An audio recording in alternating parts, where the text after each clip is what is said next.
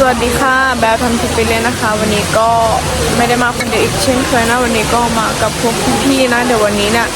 จะพาพี่ๆ FC ทุกท่านไปดูบรรยากาศของน้ำตกไซโยกนะพี่ๆนะก่อนที่จะไปก็ฝากพี่ๆกดไลค์กดแชร์กดติดตามเพื่อเป็นกำลังใจในการทำคลิปต่อๆไปด้วยนะคะไปชมกันเลยบรรยากาศธรรมชาติอันสดใสแล้วก็สดชื่นนะคะนี่นะคะพี่ๆเนี่ยนะก็จะเป็นป้ายของน้ำตกไซโยกนะบรรยากาศแบบนี้เลยเดี๋ยวจะเดินขึ้นไปฝั่งนี้กันเลยพี่ๆไปพี่ๆโอ้เราก็เสียวลื่นนะแต่มันจะลื่นหรือเปล่าก็ไม่รู้นะมันมีบางที่ลื่นบางที่ไม่ลื่นนะ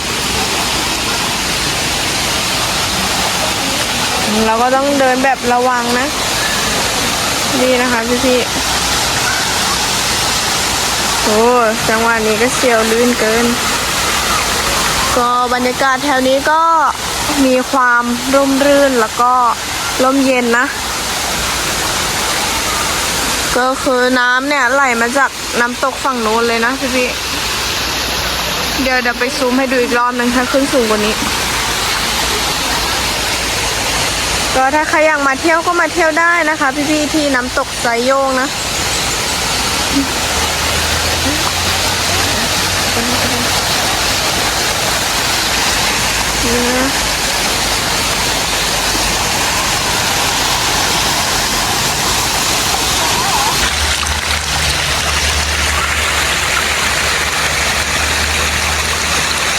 นี่นะคะพี่ๆที่เราซูมเมื่อตะกี้นะ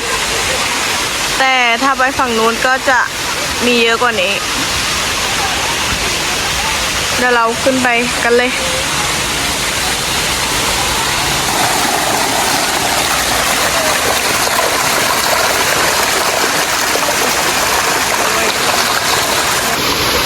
บรรยากาศแถวนี้เนี่ยก็คนก็มาเที่ยวเยอะมากๆเลยนะพี่ๆวันนี้เนี่ยแล้วก็แถมบรรยากาศก็มีความร่มรื่นแล้วก็เย็นนะที่เราเข้ามาฝั่งนี้ก็แบบหายใจเต็มปอดมากๆเลยนะคะพี่ๆอันนี้ก็เป็นครั้งแรกที่หนูได้มานะเดี๋ยวเราจะเดินขึ้นไปฝั่งนู้นกัน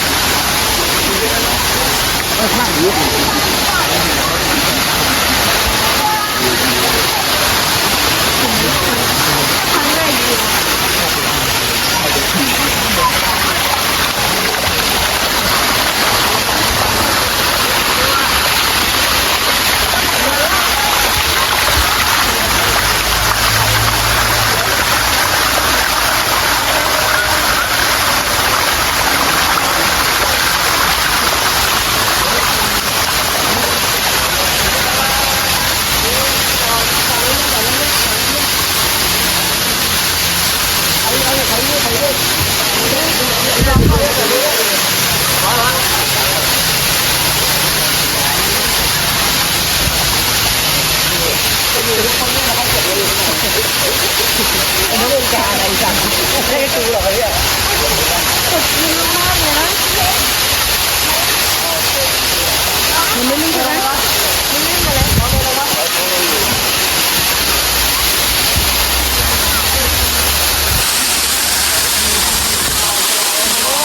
นี่นะพี่แบบเราไม่เคยมานี้เรามาครั้งแรกนะคะ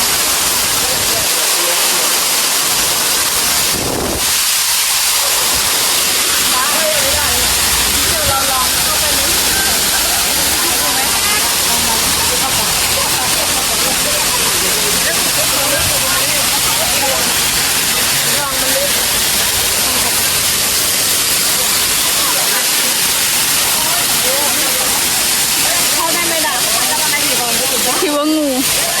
ไม่ได้งูคิดว่างูมันเป็นเท่าวันเข้าไปดิจะเปียกไหมน่ะไม่เปียกไม่เปียกเยอะเปียกนิดเดียวเอง น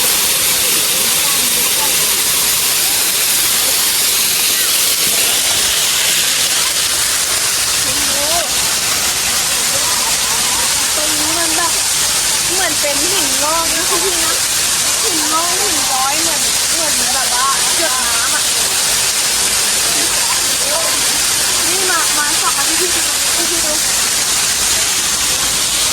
ตรงแบบหินพวกนี้เนี่ยมันก็แบบมีน้ำหยดลงมานะแล้วก็มีน้ำแบบธรรมชาติเลยนะพี่เดี๋ยวเราจะลองเข้าไปอีกถ้ำนึงลองนะตรงนี้คือลื่นแล้วเราก็ต้องระวังเป็นอย่างเดียว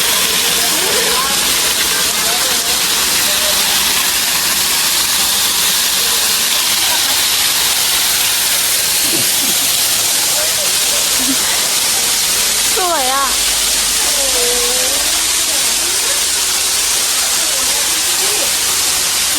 ดูสิมีน้ำเยอะด้วยนะเนี่ยในนี้มันเป็นถ้ำอะไรไปถ้ำไม่ใช่ มันเป็นถ้ำนิดเดียวเอง ถ้ำเล็กนิดเดียวดูเนี่ยสวยมากเย็นชอบแบบอยู่ในนี้รู้สึกปลอดภัยเล็กน้อยเนี่ยเป็นเจ้าอีกแล้วนะเนี่ยเราชอบไปข้างนอกมันจะเหมือนฝนตกอันนี้สีเหมือนอัญมณีเลยนะพี่นะดูความโหดเลยเนี่ยเกี่ยวอัญมณีนะมันเหมือนอะไรนะแม่พูดภาษากะเหรี่ยงมันเหมือนอะไรนะลูกยาที่ได้ที่เลย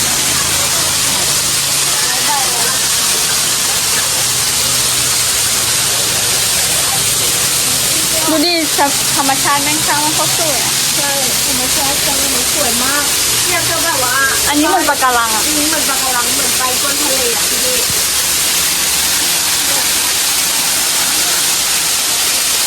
ูอันนี้มากเลยนะ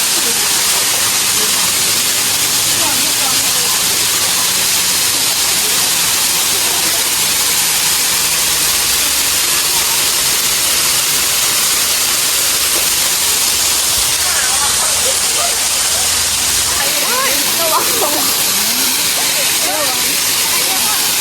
ดูนี่แม่ก็อยู่ข้างในแล้วพี่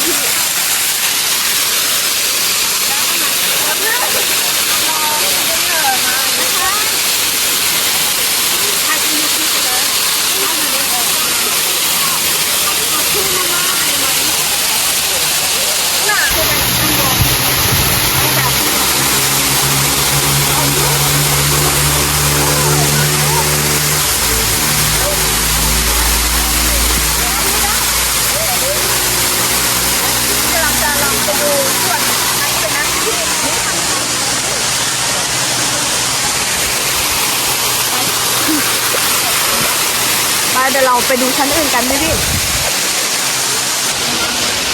คะเดี๋ยวตอนนี้เนี่ยเราจะเดินไปฝั่งนี้นะตอนนี้เนี่ยเราลงมาถึงข้างล่างมาโอเคปะ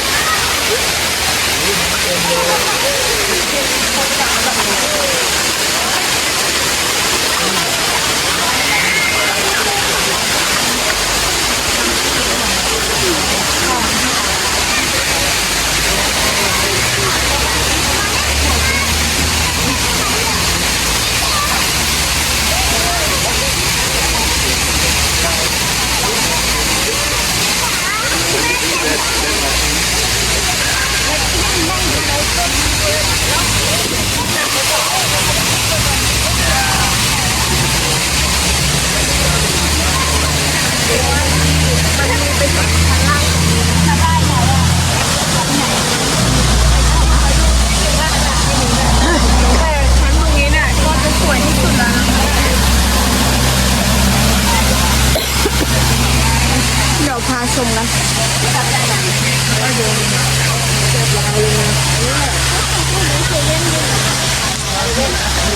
ห้ามขีดเขียนบริเวณต้นไม้นะ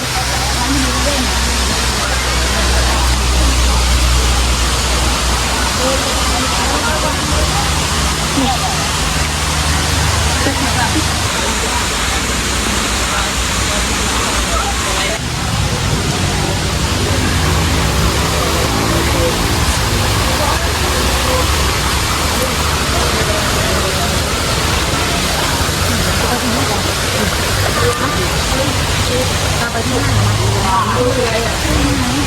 บรรยากาศฝั่งนู้นนี่ไม่รู้ว่าจะเป็นยังไงนะพี่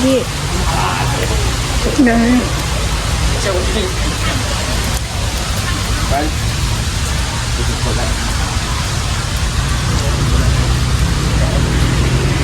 อันนี้ก็เป็นแบบเหมือนพวกดินนะพี่นะไม่ใช่หินนะ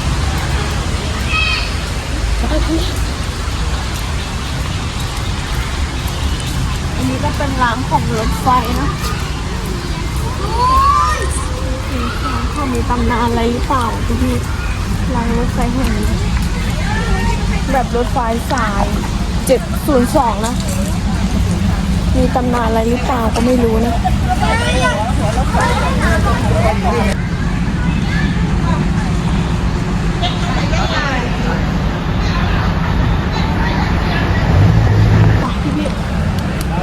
เดี๋ยวหนูนะจะขึ้นไปไหว้ศาลนะลองไปดูว่าแบบเป็นยังไงมาอุ้ยเหมือนเรือไม้ที่แบบเหมือนท่อนเรือเลยนะไม้ที่เป็นไม้ที่จะเป็นแบบเรือเป็นน้ำเป็นไม้ตะเคียน เก่านั่นแหละเป็นเรือไม้ตะเคียนเลย ไอ้พวกนี้ก็น่าจะแก้บน ใช่น่าจะมาแก้บน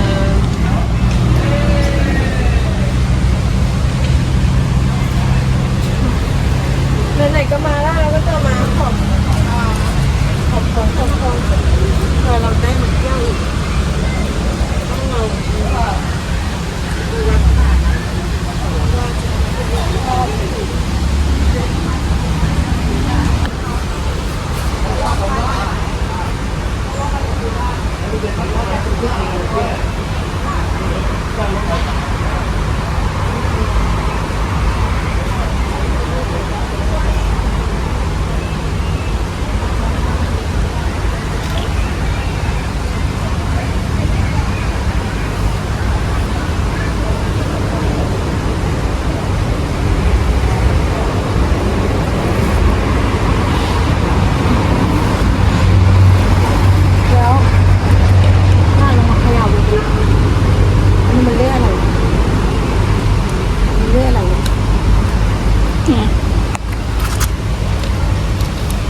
อันนี้เลข2แบบแม่ จะให้น้องแบลขยับให้ข้อความก่อน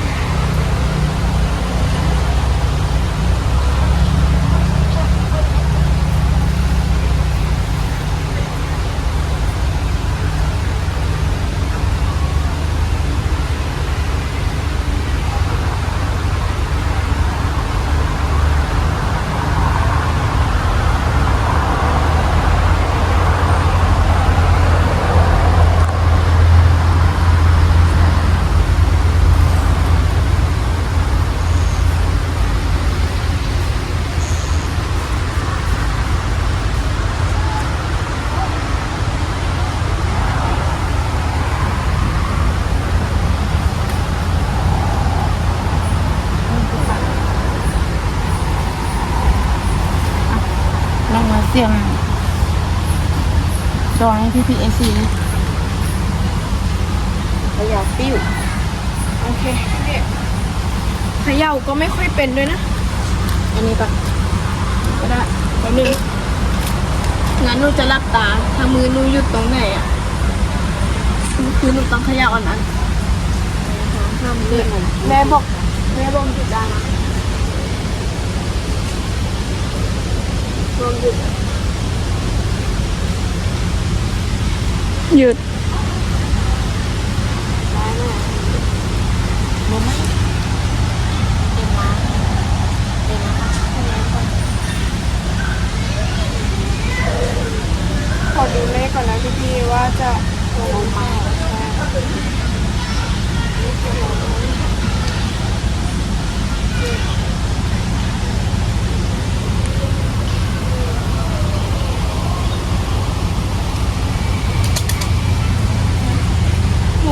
อกไม่ค่อยเป็นด้วย เขาก็ทยอยไปได้มันจะลงทั้งหมด เหรอ เขาก็ทยอยต้องขึ้น นี่เหรอย กขึ้นมา กี่ตัวเด็ก สามตัว 8 แล้วให้ลงก่อนนะลงอันเดียว 8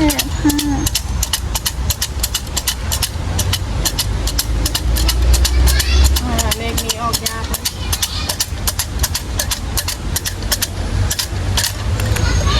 8 5 1 851นะพี่ๆนะจำเอาไว้นะ851นี่เมื่อกี้เลขหนึ่งอยู่ไหนแล้ว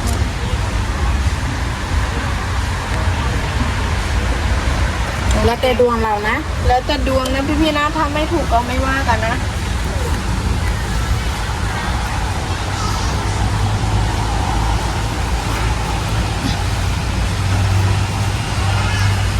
ถ้าเราเล่นทุนนั้นเราจะมาเที่ยวอีกนะ เราจะซื้อของมาถวายด้วย อ่ะทีนี้เดี๋ยวเราจะกลับไปรับประทานอาหารกันก่อนเนาะ จบ เมื่อกี้เนี่ยหนูก็ได้มาไหว้ศาลเจ้าพ่อนะพี่ๆนะโอเคก็สำหรับคลิปนี้น่ะ เล่นอะไรต้อง หนูก็จะขอจบคลิปเพียงเท่านี้นะเมื่อกี้เนี่ยพี่ๆได้ลุ้นเลขไหมคะเลขเนี่ยก็จะออก851นะ851น่าจะ851แหละพี่ๆโอเคถ้าใครชอบคลิปนี้ก็ฝากกดไลค์กดแชร์กดติดตามเพื่อเป็นกำลังใจให้หนูในการทำคลิปต่อๆไปด้วยนะคะพี่ๆนะเพราะว่าเนี่ยที่หนูจะรีบจบคลิปเนี่ยเพราะว่ายังไม่ได้กินข้าวเลยนะพี่ๆโอเคไปกันเลยแม่ไป